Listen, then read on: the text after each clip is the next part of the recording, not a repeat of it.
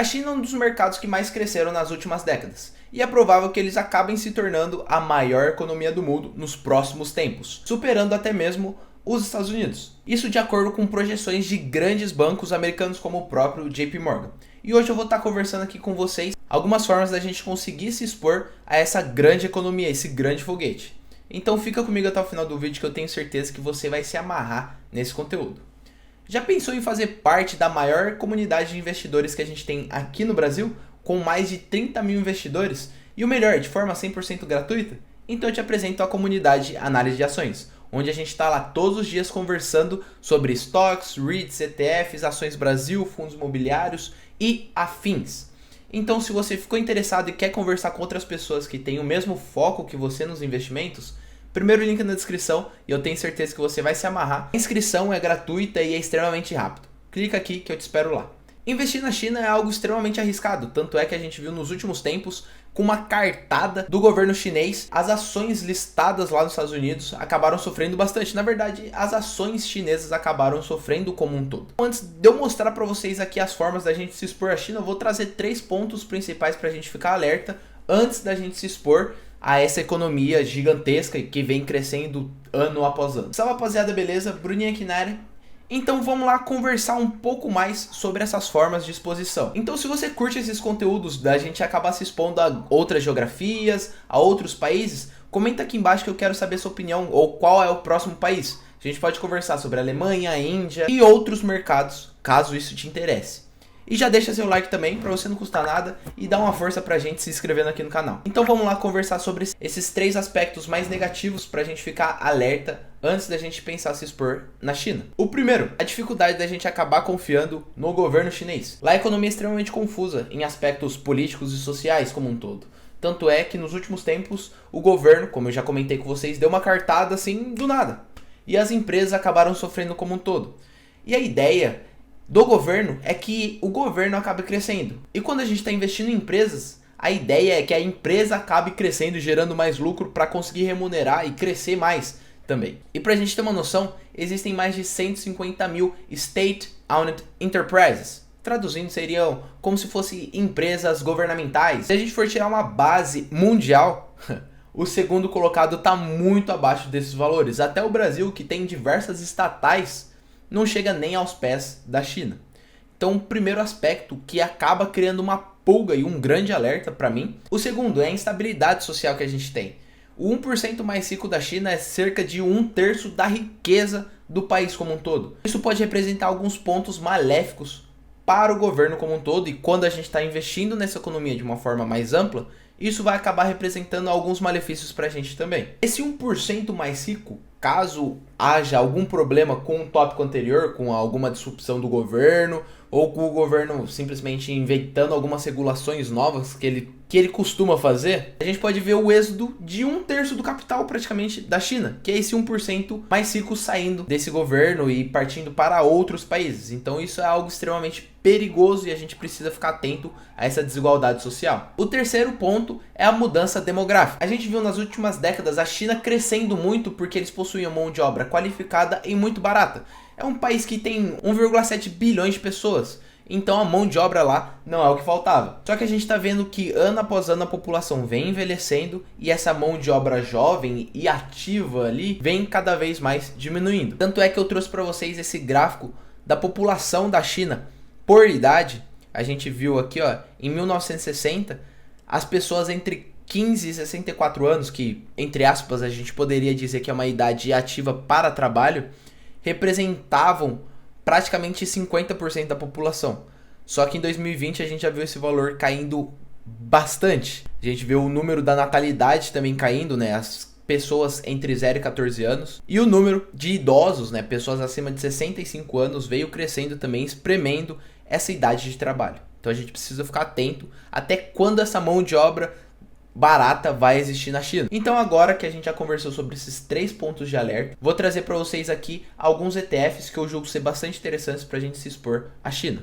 O primeiro é o MCHI, um dos mais conhecidos, que é o iShares MSCI China ETF. O fundo ele abrange todos os tamanhos de empresas e ele acaba ponderando de acordo com o valor de mercado dessas ações chinesas. E eles acabam se expondo a diversas classes de ações. As ações H, que são as empresas chinesas listadas na Bolsa de Hong Kong.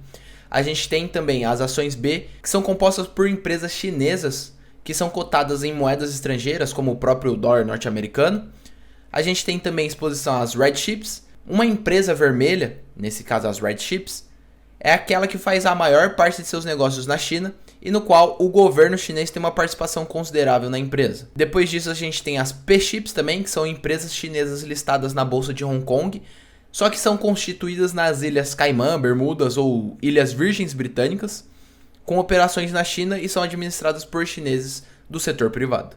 A gente tem que esse fundo foi iniciado no dia 29 de março de 2011, então a gente tem aí praticamente 10 anos desse fundo. A gente já consegue dar uma olhada no desempenho histórico dele como um todo. Seus ativos sob gestão são cerca de 5,91 bilhões de dólares e a taxa de administração é de 0,59% ao ano. Um dividend yield aí de 1,15%, o foco deles não é na distribuição de dividendos, e sim no crescimento e na expansão do fundo como um todo. Eles possuem cerca de 602 posições. Na performance total, desde a sua fundação lá em 2011, a gente tem um desempenho bem inferior aos Estados Unidos, né, o S&P 500, só que se a gente for pegar nos últimos 5 anos, a rentabilidade é bastante parecida, só que isso mudou depois que a gente teve essa cartada do governo chinês aí, acabou diminuindo bastante a rentabilidade, tendo uma rentabilidade hoje bem inferior do que a dos Estados Unidos. Agora vamos conversar sobre o segundo ETF. O próximo ETF que eu trouxe aqui para vocês é o QWEB.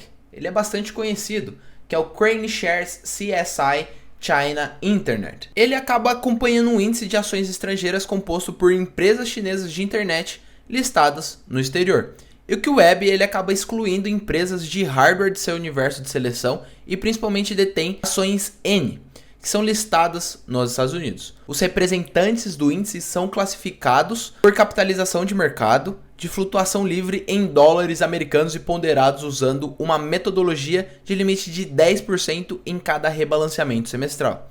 Embora não capture perfeitamente a economia da internet da China, o QWEB é um bom play de software de internet e provedores de serviços chineses, um dos setores que mais veio crescendo nessa economia. Então a gente teve a iniciação aqui em 2013, eles acabam cobrando uma taxa de administração aqui de 0,76%, eles possuem 4,83 bilhões de dólares de ativos sob gestão, então é um fundo bem grande aí. Se a gente for ver, ele é bem mais concentrado do que o anterior. Ele possui aqui apenas 49 posições, com dividend yield ínfimo aqui de 0,5% ao ano. Se a gente for ver a performance histórica, ele vinha desempenhando acima do S&P 500, depois eles vinham desempenhando acima do S&P 500 até essa última cartada do governo chinês. E se a gente for ver nos últimos 5 anos, o mesmo aconteceu. Eles passaram praticamente todo o tempo acima do S&P 500. Aqui em meados de 2021, houve uma queda bastante forte por causa dessa incerteza do governo chinês. E agora a gente vai estar conversando aqui sobre o terceiro ETF, que é o CQQQ, o Invesco China Technology ETF. Ele rastreia um índice ponderado por limite de ações de tecnologia chinesa investíveis. O CQQQ oferece uma ampla exposição básica para empresas de tecnologia chinesa. Inclui ações A, que são empresas cotadas no continente, ações N, que são cotadas principalmente em Nova York, e outras classes de ações. O processo de seleção não aplica nenhuma tela baseada em fator, e as ações são ponderadas pelo valor de mercado, sujeito a alguns limites de posição. As posições individuais são limitadas a 10% para o maior, 9% para o segundo e assim por diante. Até os 6 principais nomes, sujeito a um limite de 40% do total para posições individuais superiores a 5%. Se a gente for observar aqui, ele foi iniciado em 2009, ele acaba cobrando uma taxa de administração aqui de 0,7% ao ano e possui 1,39 bilhões de ativos sob gestão, um pouco menor do que os anteriores. Praticamente não paga dividendos, como a gente pode ver aqui, é bem parecido com os anteriores, 0,6%. Só que ele acaba sendo bem mais diversificado do que o ETF anterior. Ele acaba tendo mais do que o dobro das posições, com 106 posições como um todo. Sua performance, ele veio performando bem parecido com o caminho lá dos Estados Unidos, com uma volatilidade maior um pouco, só que nos últimos tempos ele vinha desempenhando acima. Até que houve essa cartada chinesa e agora eles estão bem abaixo da média americana. O próximo ETF que a gente tem aqui é o CXSE, Wisdom Tree China X State Owned Enterprises Fund. Então, como o próprio nome diz, ele acaba focando aqui em algumas empresas que não têm a participação do governo. Ele rastreia um índice ponderado pelo valor de mercado de empresas chinesas que não são estatais, definido como propriedade do governo de menos de 20%. Esse ETF ele tem como objetivo fornecer ampla exposição ao capital chinês, ao mesmo tempo que exclui empresas estatais. A tese de investimento subjacente é que as empresas privadas são administradas com mais eficiência e agem no melhor interesse dos acionistas, e não no Estado. As ações A estão incluídas, mas limitadas a 5% da carteira. A maior parte do fundo é investida em ações H, N e P-Chips, bem como em ADRs e listagens direta nos Estados Unidos. Uma nota bastante interessante é que o CXSE ele mudou seu índice, seu ticker e índice de despesas em julho de 2015. Seu ticker antigo era CHXF.